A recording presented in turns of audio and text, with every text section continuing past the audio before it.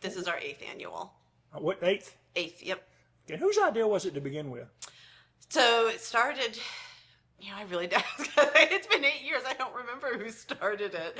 I think it's one of those things we were looking for some new ideas, something new to do. And it was kind of at a time that other places were doing ghost walks. And Pendleton at that point had a fairly successful ghost walk going on.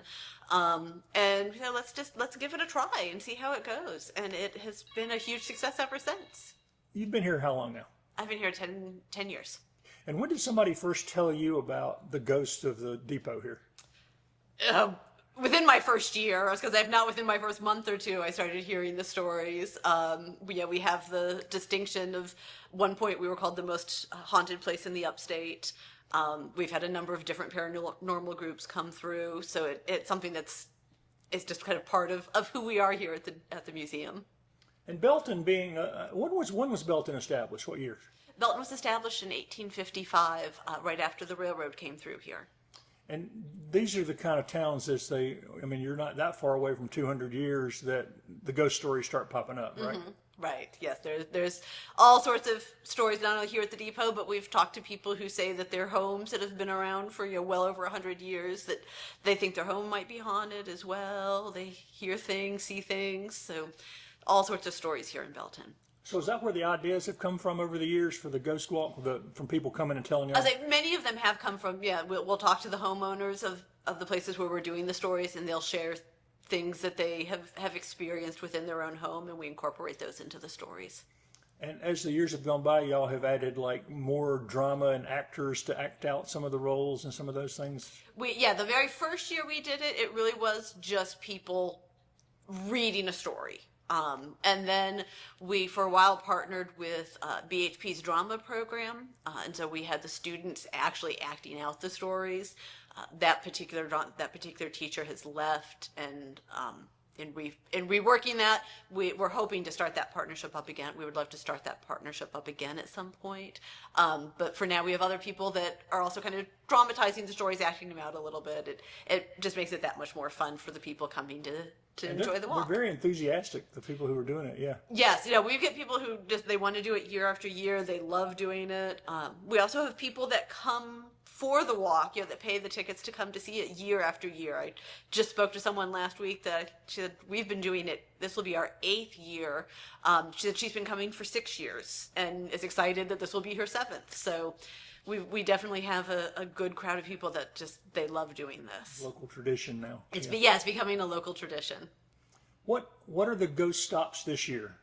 So this year, every year we always start at the depot, and you get to hear some of the ghost stories here at the depot. Remind people just what the depot ghost is. So there's actually a number of ghosts here at the depot.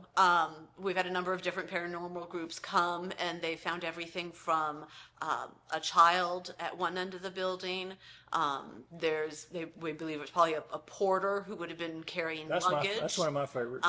You can hear kind of the bell that would have been on his trolley full of luggage. He whistles sometimes. We have someone that during a paranormal presentation announced that his name was Hal, and he appears to not like technology. He tends to, during the presentation, he actually was messing with, there were some issues with the technology that they were using. Sometimes our phone line will start acting up. It'll sound like someone is on another line trying to dial out, but there is not another phone in the depot. And we always just say, Hal doesn't like Hal must not like what we're doing right now for some reason. Well, and we're in one of the exhibit rooms here now. This is can be a spooky building. I mean, at night walking through here, it just has that feel. It does. It's an old building. It opened as a depot in 1909, so it's got that historic.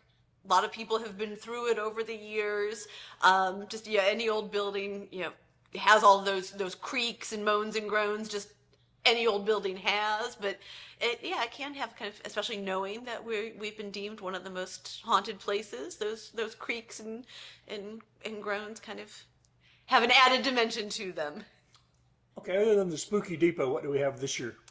So we have a couple of businesses downtown, and of course, again, some personal homes.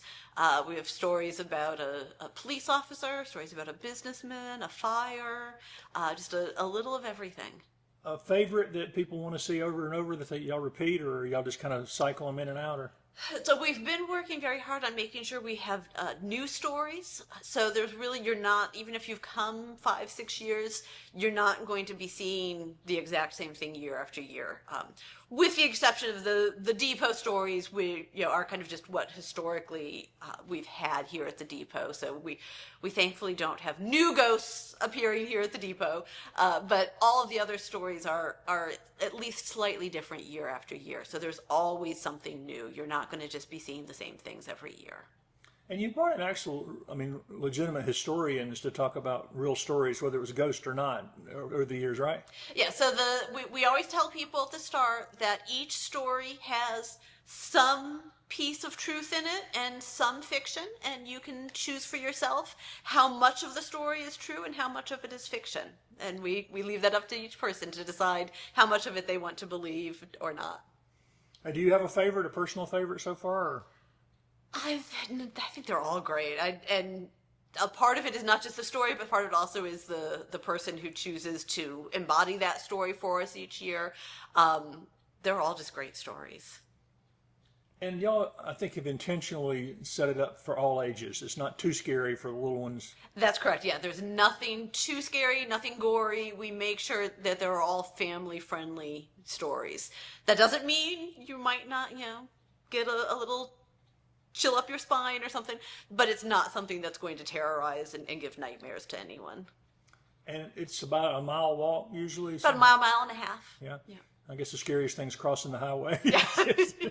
Well, and we always work with our tour guides ahead of time so they know how to handle crossing the busy main street. And who serves as tours guides? They're just volunteers? They're all volunteers, yeah. A lot of them are. We have a teen board as well as our regular board of directors here for the museum. So many of them are our teen board. We do have some of our adult board that also help volunteer, and then just community members that support the museum and like this particular program we do and want to come out and help us. And has it been well attended every year? It is very well attended every year, yes.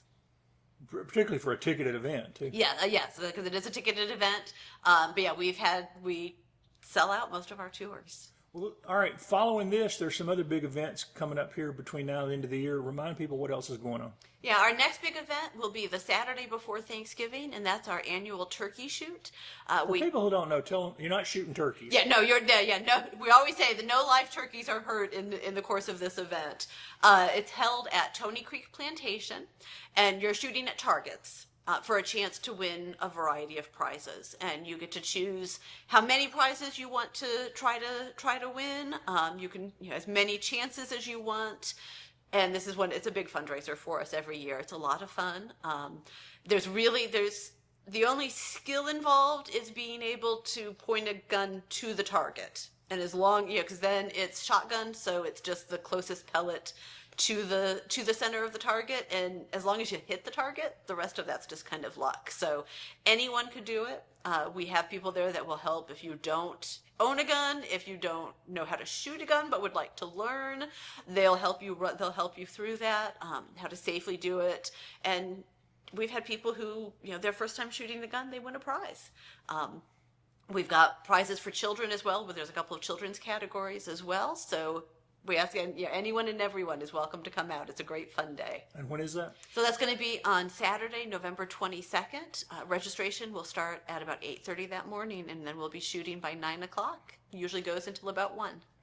And fundraisers like that are really important for you guys to keep the museum open and free, right? That's correct. Yeah, we are a nonprofit 501c3. Most of the money we raise to keep our doors open is through fundraisers like this.